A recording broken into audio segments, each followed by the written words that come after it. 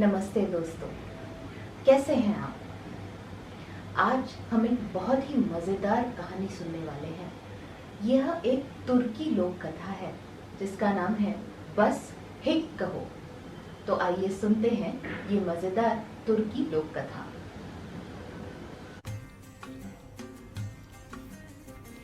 बस हिक कहो, एक तुर्की लोक कथा। एक समय की बात है, उन दिनों की जब ईश्वर के बनाए अनगिनत जीव धरती पर रहते थे और अधिक बातें करना पाप समझा जाता था।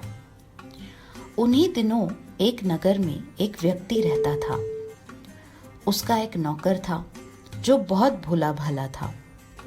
उसका नाम था हसन। हसन एक अच्छा नौकर था, बस उसमें एक ही कमी थी। जो भी बात उससे कही जाती वह उस बात को तुरंत भूल जाता था। हसन, एक दिन उसके स्वामी ने उसे बुलाया। यह लो 1 पैसा, बाजार जाकर थोड़ा सा नमक ले आओ। हसन ने वह पैसा ले लिया और उसे अपने ढीले पजामे की जेब में रख लिया। नमक, उसने सोचा, मैं नमक कैसे याद रख सकता हूं। इस बार उसने निश्चय कर रखा था कि जो उसे कहा गया था वह उसे याद रखेगा। मैं समझ गया, उसने अपने मन में कहा। बाजार पहुंचने तक मैं इस शब्द को बार बार बोलूंगा। इस तरह मुझे अवश्य याद रहेगा कि बाजार में मुझे क्या कहना है। अब हसन के गांव में नमक का साधारण नाम था हिक। तो बस धूल भरे रास्ते पर अपने जूते घसीटता हुआ हसन बाजार की ओर चल दिया और हिक हिक हिक बोलता गया। और वह हिक हिक हिक ही बोल रहा था जब एक जगह रुककर वह एक किसान को देखने लगा जो एक पुल के नीचे छोटी सी नदी में मछली पकड़ रहा था। हसन ने तय कर रखा था कि जो उसे कहने को कहा गया था उसे वह कभी न भूलेगा, लेकिन लोगों को मछली पकड़ते देखना उसे अच्छा लगता था।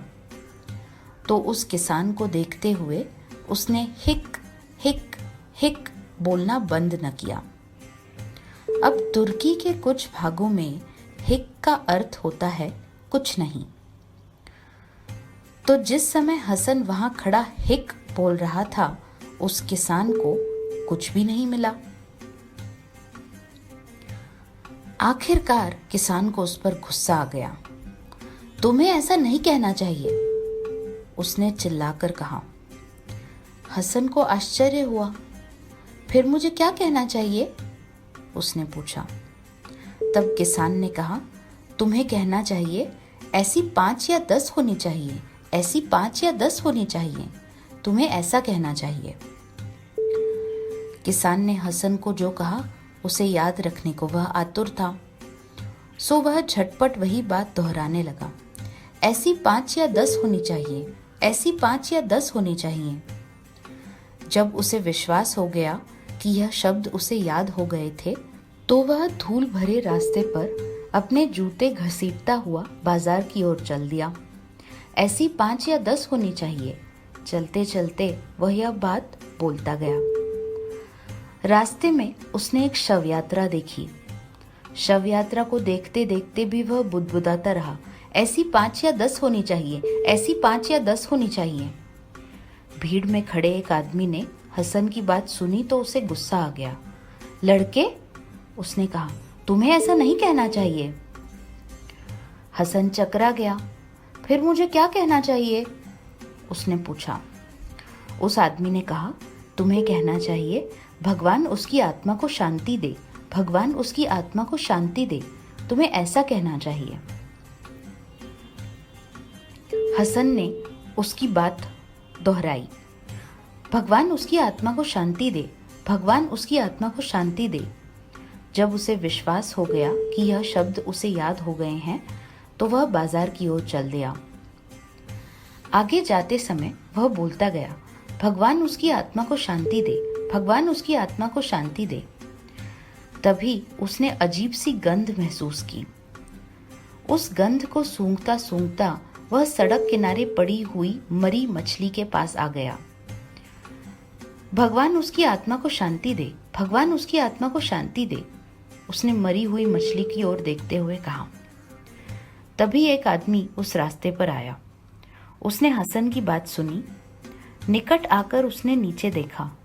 उसे मरी हुई मछली के अतिरिक्त कुछ दिखाई न दिया। लड़के, क्या तुम पागल हो? उसने कहा। तुम्हें ऐसी बात नहीं कहनी चाहिए। हसन पहले से अधिक हैरान हो गया। फिर मुझे क्या कहना चाहिए? उसने पूछा। उस आदमी ने कहा, तुम्हें कहना चाहिए, छी कितनी दुर्गंध है, छी कितनी भयंकर दुर्गंध है, तुम्हें ऐसा कहना चाहिए। हसन की नाक ने उसे बताया कि यह बात सही थी। यह याद रखने के लिए उसे क्या कहना चाहिए वह बार बार दोहराने लगा। छी कितनी दुर्गंध है, छी कितनी भयंकर दुर्गंध है। इन शब्दों को दोहराते हुए वह आगे चला ताकि वह भूल न जाए कि उसे क्या कहा गया था। जैसे वह थोड़ा आगे गया, 3 औरतें हमाम से बाहर आईं। तीनों खूब साफ सुथरी लग रही थीं। उन्होंने हसन को यह कहते सुना, छी कितनी दुर्गंध है, छी कितनी भयंकर दुर्गंध है।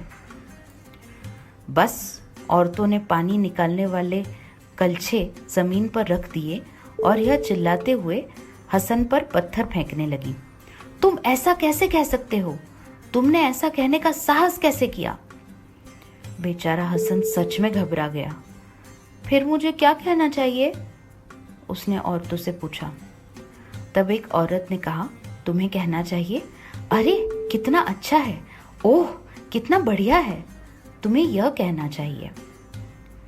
हाँ, दूसरी औरतों ने कहा, तुम्हें कहना चाहिए, अरे कितना अच्छा है, ओह कितना बढ़िया है।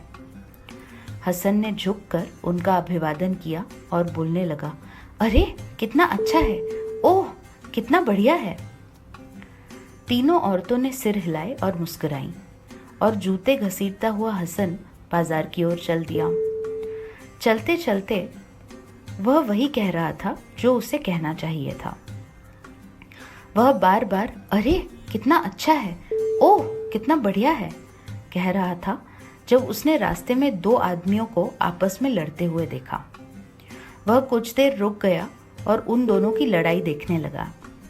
जैसे ही एक ने दूसरे को घूंसा मारा, वह बोला, अरे कितना अच्छा है। और जब दूसरे ने पहले को मारा तो वह बोला, ओह कितना बढ़िया है। बस उसकी बात सुनकर दोनों आदमी इतने क्रोधित हो गए कि उन्होंने आपस में लड़ना बंद कर दिया और हर एक ने हसन को जोर से घूंसा मारा। तुम्हें ऐसा नहीं कहना चाहिए, पहले आदमी ने उसे एक और घूंसा मारते हुए कहा। हसन घबरा गया। उसने पूछा, फिर मुझे क्या कहना चाहिए? दूसरे आदमी ने कहा, तुम्हें कहना चाहिए, ऐसा मत करो महानुभाव, कृपया मत लड़ो। हाँ, तुम्हें यही कहना चाहिए, पहले आदमी ने कहा। अब रास्ते पर चलते हुए हसन यही शब्द दोहराने लगा, ऐसा मत करो महानुभाव, कृपया मत लड़ो। वह तब तक दोहराता रहा जब तक उसे विश्वास न हो गया कि यह शब्द उसे याद हो गए थे। बाजार के पास एक गली में उसने 2 कुत्तों को लड़ते देखा। वह बड़े मजे से कुत्तों को लड़ता देखता रहा और बोलता रहा, ऐसा मत करो महानुभाव, कृपया मत लड़ो। उसके निकट खड़ा एक आदमी बोला, क्या तुम पागल हो? तुम्हें ऐसा नहीं कहना चाहिए। आश्चर्य से हसन की आंखें पूरी खुल गईं। फिर मुझे क्या कहना चाहिए? अरे वह बोला, तुम्हें कहना चाहिए, दूर हट कुत्ते, भाग यहां से कुत्ते, तुम्हें ऐसा कहना चाहिए। हसन अपने रास्ते चलने लगा। दूर हट कुत्ते, भाग यहां से कुत्ते। ऐसा कहते कहते उसने बाजार में प्रवेश किया।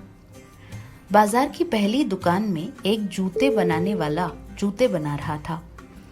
चमड़े का एक टुकड़ा उसने मुंह से पकड़ रखा था और खींचकर उचित नाप का बना रहा था। जब उसने हसन को दूर हट कुत्ते, भाग यहां से कुत्ते कहते सुना तो चमड़े को थूक कर उसने मुंह से बाहर निकाल दिया और गुस्से से चिल्लाकर कहा, तुम कुत्ते हो, तुम्हें ऐसा नहीं कहना चाहिए। अब तक हसन बिल्कुल चकरा गया था। कृपया मुझ पर क्रोध न करें, उसने कहा, मुझे बताएं कि मुझे क्या कहना चाहिए। और जूते बनाने वाले ने कहा, लड़के, तुम्हें कुछ नहीं कहना चाहिए, बस बोलो हिक। ओह धन्यवाद, हसन खुशी से चिल्लाया, यही तो मुझे याद करना था। और थोड़ा आगे आकर उसने नमक खरीदा। आशा है ये कहानी आपको पसंद आई होगी। जब मैंने ये कहानी पढ़ी तो मुझे तो बहुत मज़ा आया। मुझे इस कहानी ने एक और कहानी की याद दिलाई, खिचड़ी। उसमें खिचड़ी बन जाती है खाचड़ी, उड़चिड़ी, बैठचिड़ी और पता नहीं क्या क्या। ऐसी मज़ेदार कहानियाँ अगर आपने सुनी हो, अगर आपके पास हो, तो हमें ज़रूर भेजिए wordsworthworkshops@gmail.com पर। अगली बार अगली कहानी के साथ फिर मिलेंगे। तब तक के लिए ऐसे ही मज़ेदार कहानियाँ सुनिए। नमस्ते।